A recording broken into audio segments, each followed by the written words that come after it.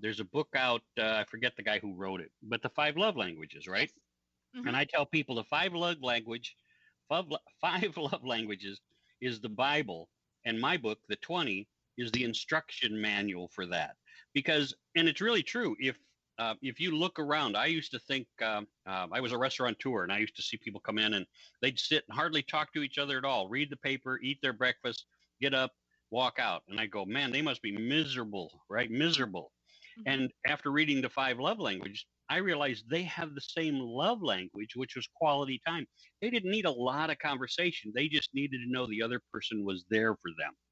And Mm-hmm. once you open your mind to what your partner needs, Yes. what does your partner desire? Because some people are gifts, acts of service. Some people are gifts. Some people Yes. are physical touch. And if you find their love language and you don't give it to them, their, as you said, their love tank will not get full, and they'll find a way for somebody else to fill it. So you have to know so much about love in relationships. And you're right. If if quality time is important to your partner, and you're spending 80 hours a week on your entrepreneurial, you know, reset, Business. yeah, then you got to find out that they're not feeling loved because Mm-hmm. you're not spending time with them.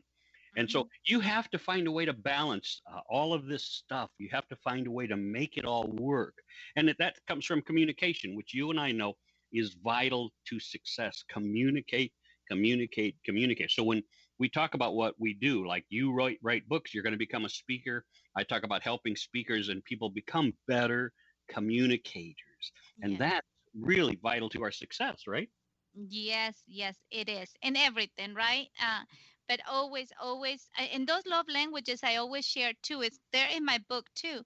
If you have children, even your children has different love languages, Oh, yeah. So learning their love languages and how they react or how they feel love, each child is different. So it will be a trick to be able to kind of, and not a trick, but a way to fill your child's love language tank, Yeah. so they can, that they can find their purpose and be the best that they can be. So Steve, this is to tell us how people can find you. Oh, okay. You can all kinds of ways. I always say, just drop me an email first. Let's have a conversation. I love talking to people. I love helping people. If you're stuck someplace, whatever you're stuck on, just write to Steve at stevesapato.com. That's SAPATO, Steve at stevesapato.com. And let's have a conversation. But you can go to my website, stevesapatoseminars.com. www.stevesapato.com is my love website, or you can go to www.stopboringspeakers.com if you want to learn how to be a better speaker or not how to be boring. And you and I know we've run across boring speakers and boring presenters and people who lead boring meetings all the time. Oh my gosh. Send them to that website. Let's get rid of them or teach them how to be engaging and how to make meetings active and wonderful again. Yes, yes. Now you don't live in Tampa. I believe you live in Sarasota, right? Apollo Beach, which is Apollo. yeah, about a third of the way down to Sarasota.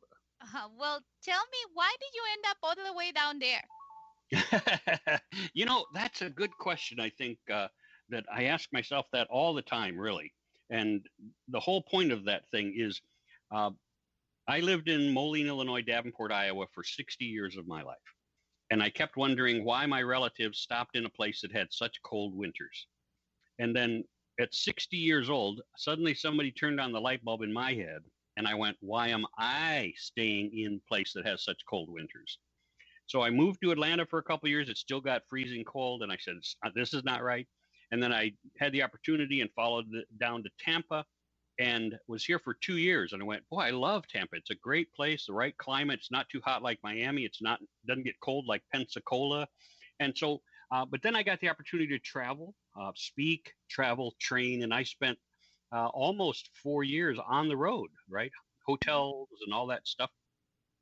And then met the wife, decided to settle down. And she said, where do you want to live? I went, oh, it's got to be Tampa, Florida for the web or for the weather. Uh-huh. And when we looked, I had a very good friend who lives down here in the Apollo Beach area. And just based upon one person, I said, well, let's move down to Apollo Beach. Now, obviously, you could have picked all kinds of different locations, but this turns out to be great because now I've got friends in Sarasota, and I've got friends in Sun City, and I got friends in Apollo Beach, and I have friends in Tampa. And it's Good. always to me that I'm about 30 minutes from Tampa. And when we invite people from our location, say, hey, let's go up to Tampa and go to eat or dinner or something, they go, all the way to Tampa? Yeah, well, it is the place, you're only 30 minutes away, so it's not that bad. But Steve, thank you so much for the amazing time that we had together today. One last tidbit for my listeners.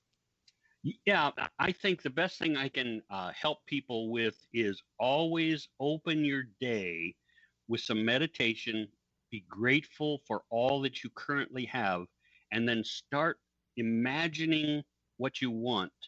Find somebody who can help you with that imagining, and then go after your dreams. Great, thank you. Now, this is another quote of my book. Giving back isn't just about helping other people. It's about encouraging to dream too. So once you found your purpose, the next thing you do is you want to help others find them. By doing this, you not only improving your life and be living and start living your best life yet, you also improving your community. By giving back to people, encouraging them to be the best that they can be, then you will be able to change your environment. And by changing your environment, people in the area will just only be able to do the same. So at the very beginning, they might feel a little bit mistrusting you because they say, okay, what does he want? What do they want? They get something out of me.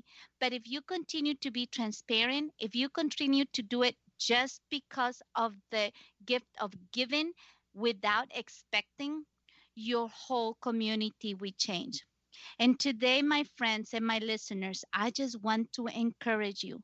Find your purpose, and then help others find theirs. Thank you so much for listening to my Cafecito with Rosie on air. This is Rosie Paulson, and we'll be speaking to each other next time. Ciao.